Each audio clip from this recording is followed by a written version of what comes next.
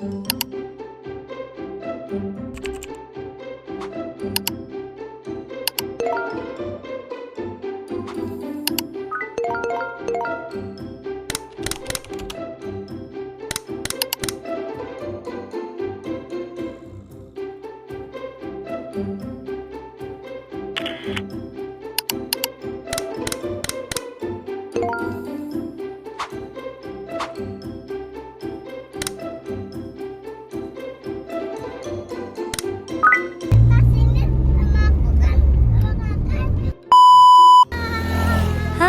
ini adalah cerita tentang perjalanan ke Surabaya bareng tim Movieland dan Movie Space.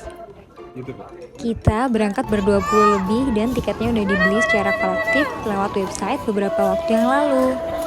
Ini juga adalah kali pertama Nada naik kereta api, jadi anaknya excited banget. Nada takut.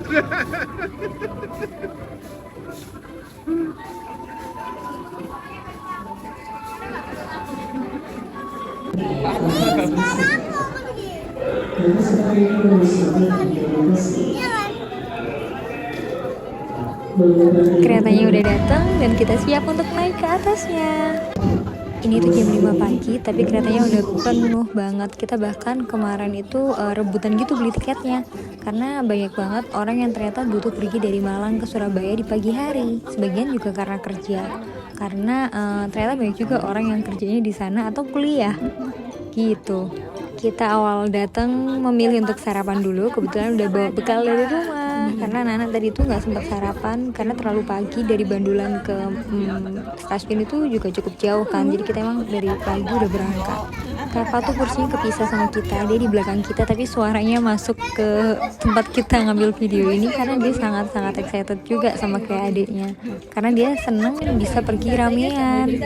Di jalan berangkat ini ada yang memilih untuk makan, untuk tidur, untuk main games, terus juga udah ada juga yang nonton drakor. Jadi kita semuanya melakukan apa yang kita pengen lakukan masing-masing.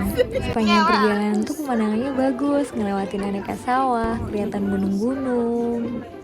Tada, kita sampai di stasiun Gubeng dan kita langsung pesen gokar.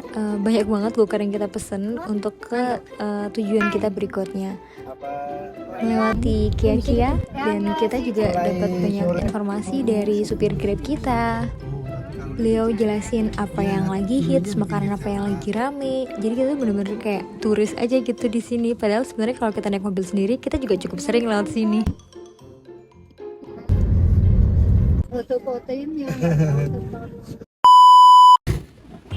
Karena kita naik banyak banget gokar atau Grab atau taksi online, jadi kita tuh tantangannya adalah tunggu-tungguan sebenarnya. Ini tuh kita ada beberapa yang udah sampai duluan, terus saya datang, terus masih ada juga yang belum datang. Jadi kita saling nunggu di depan sini sambil foto-foto.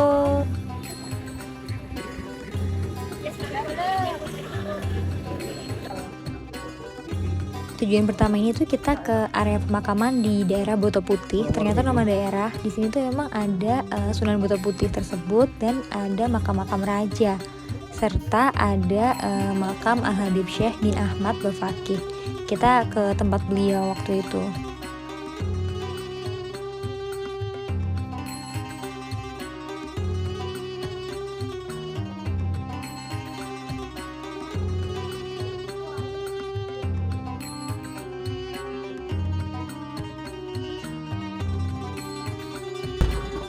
Selanjutnya kita nyebrang karena mau ke tujuan kedua yang bisa dicapai dengan jalan kaki aja. Jadi ini kita kembali menyusuri jalan. Kalau tadi gitu kita naik kendaraan umum, ini kita memilih untuk jalan kaki aja.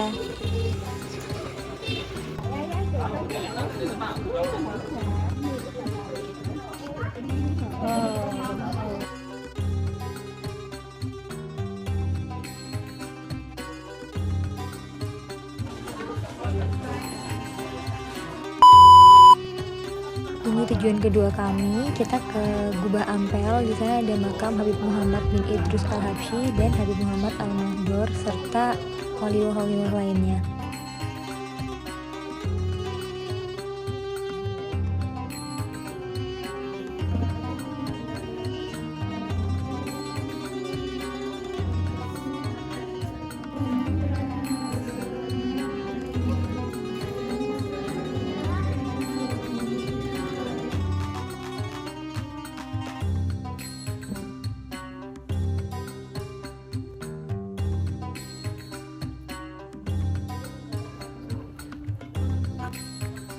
Selanjutnya kita menyusuri pertokoan atau apa ya ini ya, kayak pasar gitu menuju ke makam Sunan Ampel.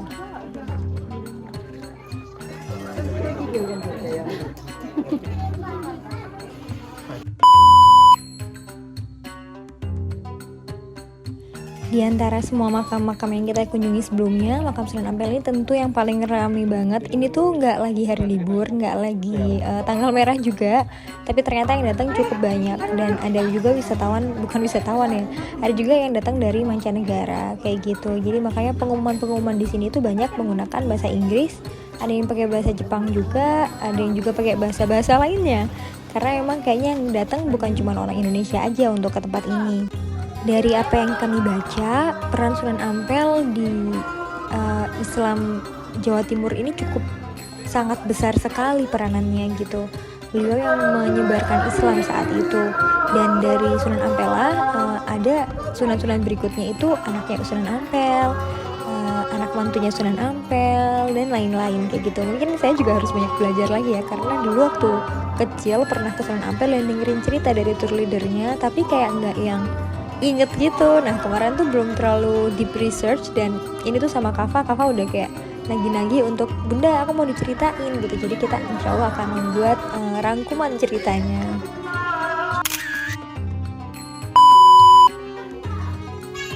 Setelah selesai dari semua makam, waktunya makan siang. Nah kita ini milih untuk ke MKR Resto. Jadi teman-teman tuh udah lihat dia di TikTok, di Instagram, jadi itu cukup viral sepertinya. Dan ini kita perjalanan ke sana. Nah ini tuh sebenarnya kayak udah pencar-pencar gitu. Jadi emang kita boleh kalau ada yang mau cari oleh-oleh dulu, kalau ada yang mau lihat-lihat di pasar yang tadi di Sunan Ampel dulu tuh boleh. Pokoknya nanti kita kumpulnya semuanya di MKR Resto. Nah ini rombongan kita itu tuh salah belok. Jadi kita tuh kayak sok tahu gitu, nggak pakai maps. Harusnya kita dari keluarga kita belok kanan, kita salah belok kiri. Jadi kita jalan semakin jauh menjauhi areanya. Baru waktu udah agak jauh kita kayak bentar kayaknya ini kok nggak kelihatan, padahal harusnya dekat. Terus kita lihat di maps, ternyata kita salah belok. Makanya mungkin lebih baik adalah menggunakan maps meskipun kita kayaknya tahu.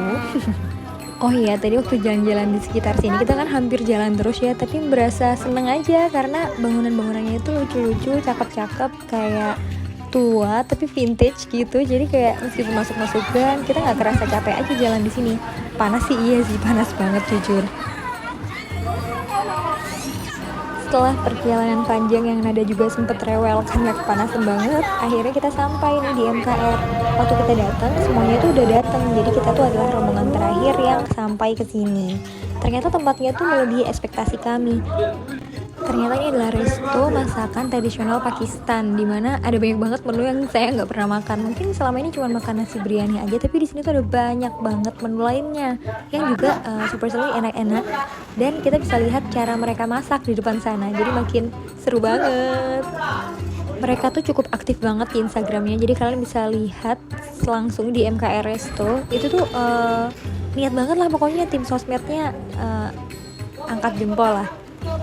Berasa masih harus kembali ke sini karena kemarin masih banyak menu yang kita nggak coba, tapi kita lihat nih mereka lagi bikin kelihatan kan kayak autentik banget gitu ya.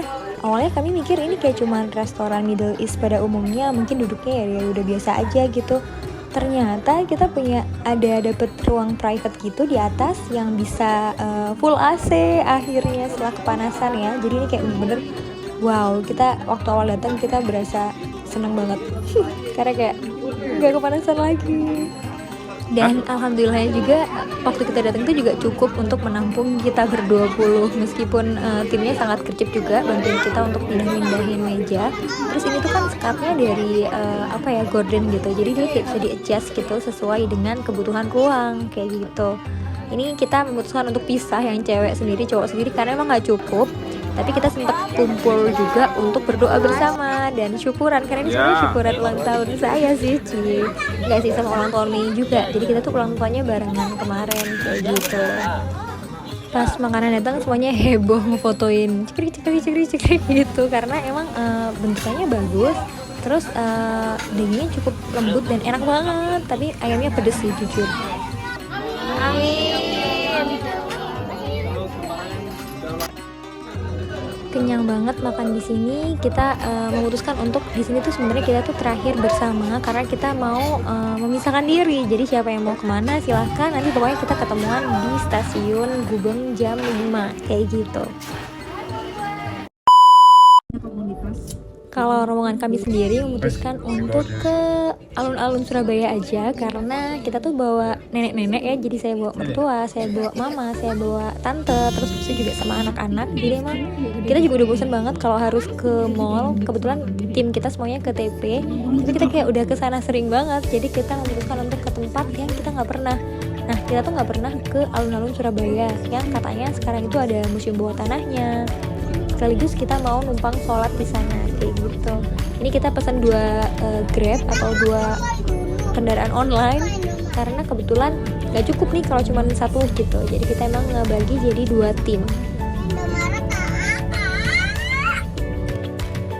Ini rombongan saya sampai duluan. Ternyata wah, sepertinya tempatnya bagus gitu alun-alunnya. Gak lama rombongan kedua datang dan kita awalnya mau langsung turun. Tapi ternyata kalau misalnya mau sholat dulu, better untuk kita sholat dulu baru kita turun. Ya udah akhirnya kita cari masjid. Masjidnya itu kita harus masuk. Kita tanya Sepam sih, jadi kita diarahkan gitu untuk ke arah masjidnya. Ini kita ngelewatin kayak tempat-tempat tempat-tempat publik gitu mungkin sepertinya. Karena kayaknya ini ada beberapa kantor-kantor pemerintahan juga yang ada di alun-alun ini. Kita tuh nggak explore banget ya karena kita tujuannya kesini cuma mau ke alun-alun bawah tanah sama mau ke musola. Nah di sini juga ada ini perpustakaan umum juga. Jadi kalau misalnya emang punya waktu lebih, sepertinya akan cocok banget untuk kesini. Karena ini public space yang sepertinya cukup all in one gitu dan banyak hal yang bisa dieksplor. Nah ini kita udah sampai masjidnya. Alhamdulillah tempatnya bersih terus bagus gitu ya, bagus terus habis itu nyaman aja. Dan kita di sini nggak terlalu keburu-buru, jadi kita sholatnya gantian. Nenek-nenek dulu, baru habis itu saya Lintang sama Mei. Kalau misalnya Kava sama Nada, Kava sama Baba mah udah ada jalan duluan ya. Nah kita sekaligus istirahat juga di sini, jadi emang nggak yang keburu-buru, kita cenderung santai tapi kita kelarin apa yang menjadi kewajiban kita kayak gitu.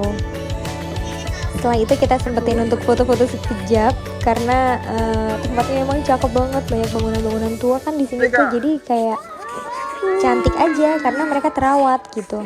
Setelah foto kita lanjut ke tujuan awal yaitu museum bawah tanah. Di sana tuh kita nggak boleh bawa makanan dan minuman, jadi makanan dan minuman kita titipin di atas. Baru kita naik eskalator untuk turun ke bawah. Nah ini kita udah masuk ke museumnya yang ternyata ber-AC, jadi kayak berasa masuk ke mall gitu. Terus kayak bagus, cahaya pencahayaannya bagus. Nah di sini itu kayaknya temanya akan ganti-ganti deh. Lihat anak-anak saya yang berasa menemukan playground, padahal ini jalanan turun aja, tapi buat mereka dipakai untuk perosotan 1000 kali di repeat, nggak ada capeknya. Dan mereka kayak seneng banget, padahal cuman gini doang gitu. Nggak ada playgroundnya tapi berasa tetap seneng aja. Anak-anak tuh selalu punya cara ya. Ternyata di bawah ini tuh cukup ada banyak orang yang di bawah gitu kayaknya, karena tempat ini cukup nyaman untuk orang nugas, ngobrol kayak gitu-gitu itu. Karena kan ini juga gratis, tapi di sini tuh dingin, ada AC-nya dan ada banyak colokan. Kayak ada semacam teater gitu, bukan teater banget sih, kayak ada tempat duduk yang seperti undakan, terus di antara tempat duduknya tuh ada colokan gitu. Jadi cocok sih buat nugas, buat ngumpul kalau mau versi hemat, karena di sini ya nggak boleh makan.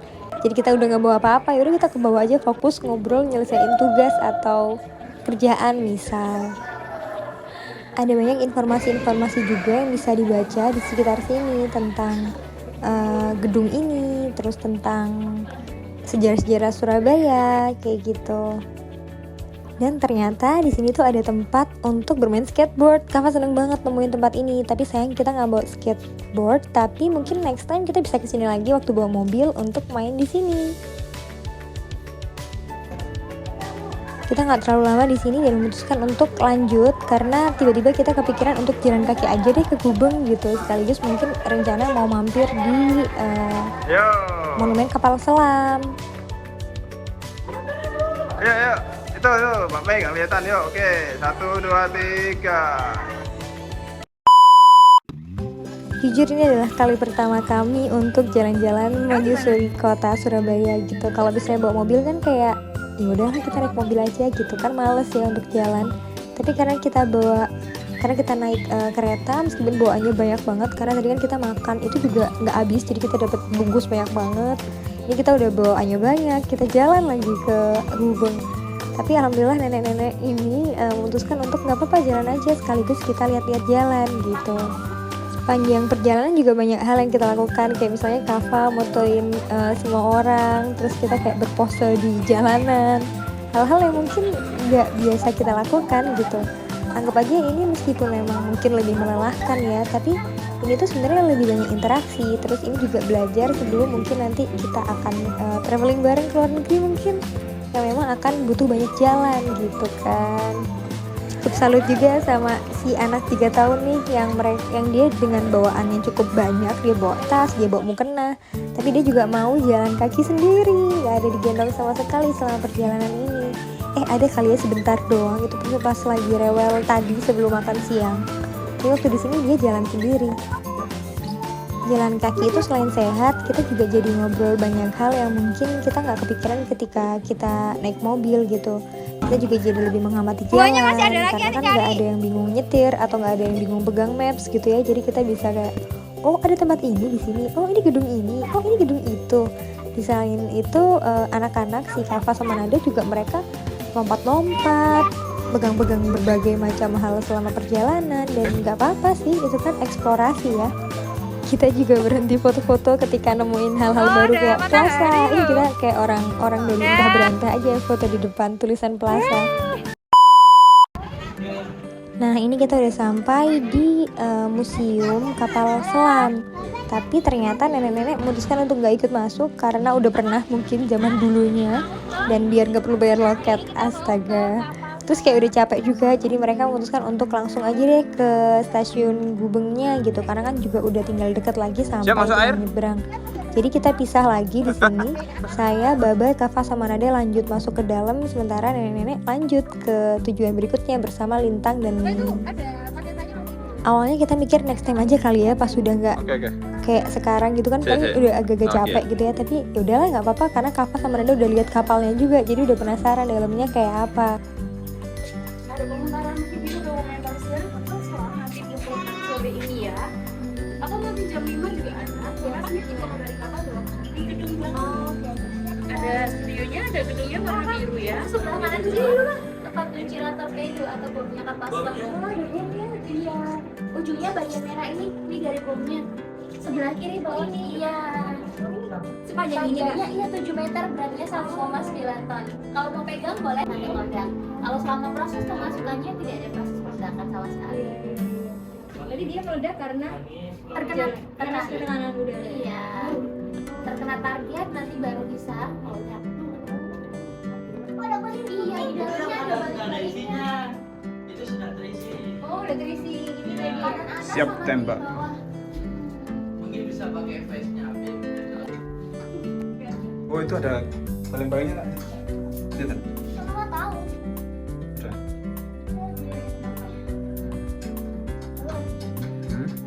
Kok di bawah juga ada? Penyelamnya kapal. Di sana ada petunjuknya berapa derajat kapal ini timbul dan menyelam. Tapi ya langkahnya ya, langkahnya ada di tempat tidurnya Bapak Utara. Ada foto pasangan Anda. Ini dengan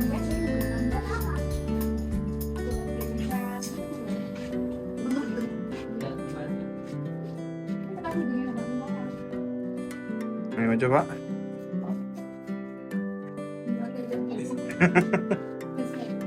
Nih, ini Kak, orang-orang yang dulu mau nyari kapal selam ini harus bisa berenang. Ya Allah. Ya Allah. Terakhir saya kesini tuh kayaknya waktu SD deh, atau waktu TK justru. Jadi udah kayak lama banget. Kemarin pun waktu di sini ternyata kita ditemenin di awal, tapi waktu masuk ke dalam kita sendiri gitu. Jadi nggak banyak hal juga yang bisa kita ketahui gitu ya, meskipun bisa dibaca. Tapi karena anak-anak lebih tertarik untuk memutar-mutar roda, untuk explore ke dalam, jadi ya udah nggak apa-apa gitu. Mungkin next time kita kesini lagi saat mereka udah lebih punya curiosity yang lebih tinggi lagi, dan mungkin udah kita pantik di rumah dengan menjelaskan tentang kapal selam itu apa segala macem kayak gitu. Kalau kemarin mereka cuma tahu kapal selam itu masuk ke dalam air, tapi kita belum tahu fun fact lainnya gitu, karena emang nggak persiapan aja kesini, kita nggak ada plan sama sekali kalau hari ini mau kesini. Kita sudah di dalam air. Setir belok kanan. Kakak ini di mana?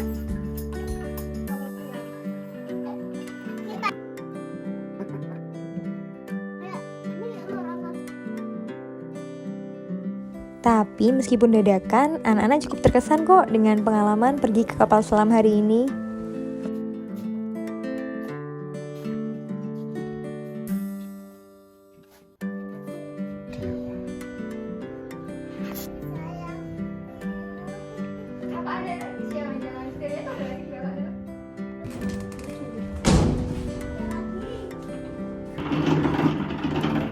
Apa itu? Putar nak.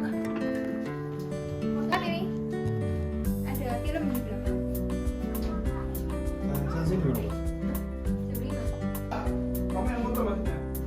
Tuh, kalian foto. Jangan lupa. Hati-hati, ada tunggu bunda. Setelah itu, karena tadi udah diinfo kalau katanya ada pemutaran film, jadi kita lanjut aja ke pemutaran film dulu, karena next pemutaran film tuh jam 5. Kita udah keburu berangkat nih ntar keretanya, jadi kita ikut yang jam 4.30 kalau nggak salah waktu itu. Dan ini kita ke arah pemutaran filmnya.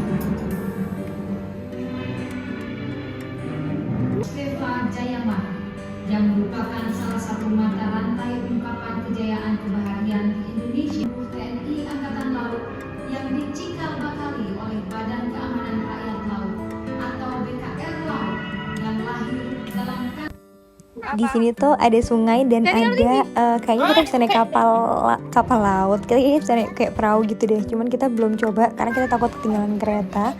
Cuman next time kayaknya bisa deh, karena ada abang-abangnya gitu. Jadi kita bisa pakai pelampung dan kita bisa menyusuri sungai ini. Tapi karena masih punya waktu beberapa saat lagi, anak-anak memutuskan untuk pengen main dulu, karena ternyata waktu mau pulang di sini tuh ada kayak ayunan, ada beberapa wahana-wahana mainan kecil gitu. Tapi ternyata mereka happy banget, mereka main semuanya. Terus waktu diajak udahan mereka susah banget, kayak bentar masih mau main lagi gitu. Jadi ya udah kita santai aja, karena kita udah bisa memprediksi bahwa Gubeng udah deket kayak gitu. Jadi tinggal nyebrang aja. Ini kita udah mau perjalanan lagi ke Gubeng, ngelewatin jembatan, terus kayak ngeliat-liat ternyata ada ikan gede banget lewat waktu itu. Cuman sayang anak-anak yang apalagi Nada nggak bisa lihat karena kan ini agak tinggi gitu ya, terus tertutup bata gitu, jadi kita harus gendong dulu ke atas. Baba sempat foto-foto juga di sini sebelum akhirnya kita nyebrang dan sampai di Gubeng. Bahaya ada. Ternyata sebagian teman-teman udah sampai juga di sini, meskipun ada yang belum, ada yang masih cari makan, ada yang masih ke mall. Terserah aja mau kemana, yang penting nanti on time gitu. Ini Kava akhirnya minta untuk beli roti O dulu karena dia emang suka banget. Lalu waktu loketnya udah dibuka, kita memutuskan untuk masuk aja ke dalam, nungguin di dalam, nunggu keretanya di dalam. Terus habis itu waktu perjalanan pulang kita nggak ngevideoin apa-apa karena baterainya udah, baterai manusianya maksudnya. Kalau baterai HP mah bisa di charge ya, tapi baterai manusianya udah kayak capek aja. Jadi kita memutuskan untuk santai aja menikmati perjalanan pulang tanpa video-video lagi gitu. Tapi intinya hari ini kita seneng banget karena ternyata bisa ya jalan-jalan bareng tim yang murah meriah kayak begini. Kita cuma naik kereta api, tapi ternyata banyak hal yang bisa kita explore kayak gitu. Terus ternyata kita juga tahu bahwa ternyata naik kereta itu nggak lebih cepat juga dari naik mobil, karena kita berhentinya cukup lama di stasiun Lawang, hampir setengah jam. Kayak gitu tuh hal-hal yang kita baru tahu kemarin.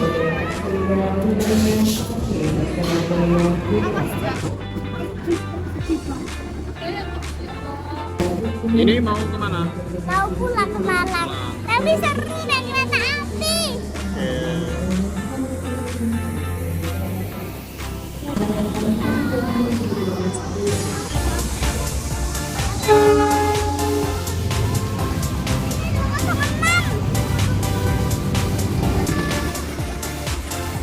perjalanan ini juga membuktikan bahwa bisa ya pergi ramean naik transportasi umum. Jadi habis ini kita pergi kemana nih Bu Fitin?